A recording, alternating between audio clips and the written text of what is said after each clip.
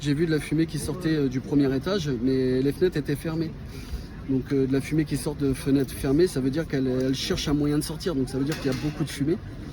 Et je me suis dit, il y a le feu, enfin, c'est obligé. Et il y avait un jeune homme qui était à côté de moi, je lui ai demandé d'appeler les pompiers. Pendant ce temps-là, j'ai essayé de prévenir la personne dont le bâtiment appartient. Il ne répondait pas, donc ce que j'ai fait, c'est que j'ai cassé la porte pour pouvoir rentrer dans le bâtiment.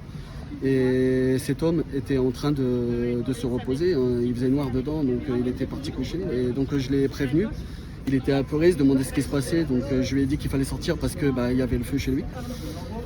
Et donc il est sorti en fauteuil roulant, bien sûr, parce que c'était un monsieur qui est handicapé, un ancien antiquaire. Après ça, ce que j'ai fait, c'est que j'ai prévenu, donc j'ai été évacuer les bâtiments autour et derrière, puisque le bâtiment en fait est adjacent sur deux rues. Donc j'ai fait sortir toutes les personnes. Ensuite les pompiers sont arrivés, je leur ai ouvert la barrière pour qu'ils puissent rentrer dans la rue. Donc j'ai pas cherché à comprendre parce que je me suis dit chaque citoyen doit faire son devoir de citoyen. J'ai mis mon cerveau en off et je suis parti.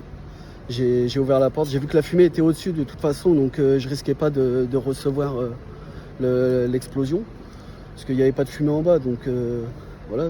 En tant que SIAP 1, je connais un petit peu. Et donc oui, non, j'ai pas cherché à comprendre, j'ai cassé la porte, je suis rentré, j'ai été chercher le monsieur et voilà quoi.